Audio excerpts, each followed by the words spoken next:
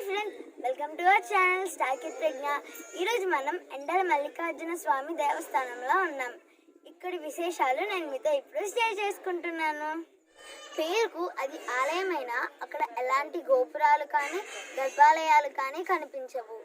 కేవలం 12 అడుగుల ఎత్తులో ఉన్న రాతి శివలింగం మాత్రమే ఉంటుంది. ఎండల మల్లికార్జునుడిగా కొలిచే ఈ శివలింగాన్ని దర్శించుకోవాలంటే శ్రీకాకుళం జిల్లాలో టెక్కలికి వెళ్ళాలి. మల్లికార్జున స్వామి మండపం శ్రీకాకుళం జిల్లాకు 50 కిలోమీటర్స్ దూరంలో టెక్కలి సమీపంలోన రావివలస గ్రామంలో ఉంది. ఇప్పుడు మనం రావివలస గ్రామంలో ఉన్నాం. ఇప్పుడు నేను ఈ ఎండల మల్లికార్జున స్వామి స్థల పురాణం గురించి మీకు ఇప్పుడు చెప్పబోతున్నాను. ఓ మండపం కింద అష్టభుజి ఆకారంలో దర్శనమిస్తాడు ఎండల మల్లికార్జునుడు. ఎలాంటి ఉపాలయాలు లేకుండా కేవలం 12 అడుగుల ఎత్తులో ఉండే ఈ శివలింగాన్ని కొలిచేందుకు భక్తులు వివిధ ప్రాంతాల నుంచి రావడం విశేషం. ఈ శివలింగానికి ఎండల మల్లికార్జునుడు అనే పేరు రావడం వెనుక ఓ కథ ప్రాచుర్యంలో ఉంది. స్థల పురాణం. త్రేతాయుగంలో రావణ సంహారం అనంతరం రాముడు సీతతో పాటు తన పరివారంతో అయోధ్యకు బయలుదేరతాడు. మార్గమధ్యంలో సుమంచ పర్వత ప్రాంతంలో విశ్రాంతి తీసుకుంటాడు. ఆ సమయంలో వానర జాతి వైద్యుడైన సుసేనుడు అక్కడున్న ఔషధ మొక్కలు, వృక్ష జాతులను గమనిస్తాడు.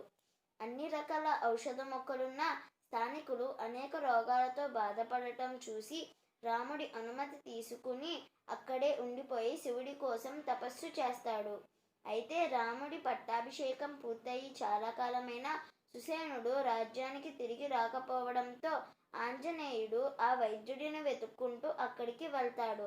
అప్పటికే సుసేనుడు ధ్యాన సమాధి స్థితిలోకి చేరుకోవడంతో హనుమంతుడు ఓ గుంతను తవ్వి అందులో సుసేనుడి శరీరాన్ని ఉంచి ఆనవాళ్లుగా అక్కడ జింక చర్మాన్ని కప్పి అయోధ్యకు వెళ్ళిపోతాడు.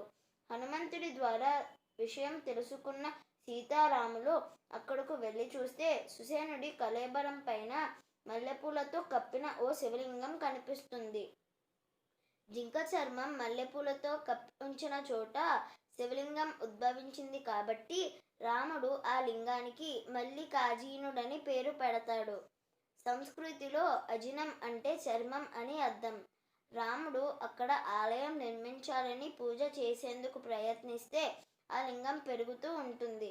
దాంతో తన నిర్ణయాన్ని విరమించుకొని అయోధ్యకు వెళ్ళిపోతాడు. ద్వాపర యుగంలో దేశ సంచారం చేస్తూ అర్జునుడు అక్కడికి వచ్చినప్పుడు ఆ మహాశివలింగాన్ని పూజించి తపస్సు చేస్తాడు. ఆ తపస్సుకు మెచ్చి శివుడు ప్రత్యక్షమవడంతో తన పేరుతోనే పూజలు అందుకోమని అర్జునుడు కోరుతాడు. అప్పటి నుంచి స్వామిని మల్లికార్జునుడని పిలుస్తున్నారు.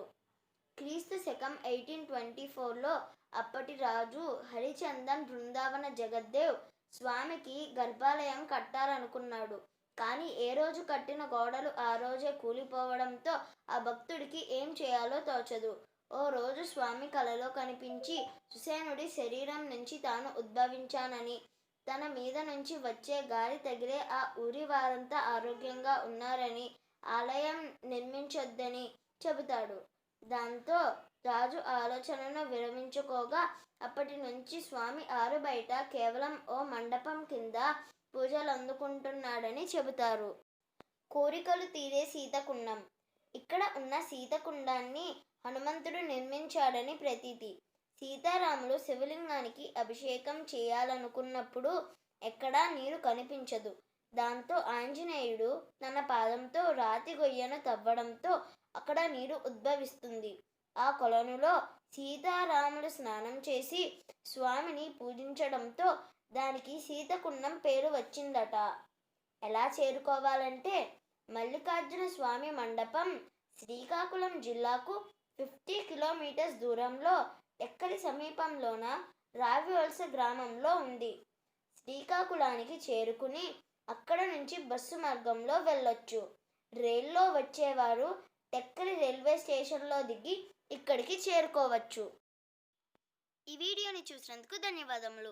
ఈ వీడియోని తప్పకుండా లైక్ చేయండి. మీ ఫ్రెండ్స్ అండ్ రిలేటివ్స్కు తప్పకుండా షేర్ చేయండి. నా ఛానల్ను మొదటిసారి చూస్తున్న వారు నా ఛానల్ను తప్పకుండా సబ్స్క్రైబ్ చేయండి. సబ్స్క్రైబ్ బటన్ పక్కనున్న బెల్ ఐకాన్ని కూడా క్లిక్ చేయండి. చేయండి.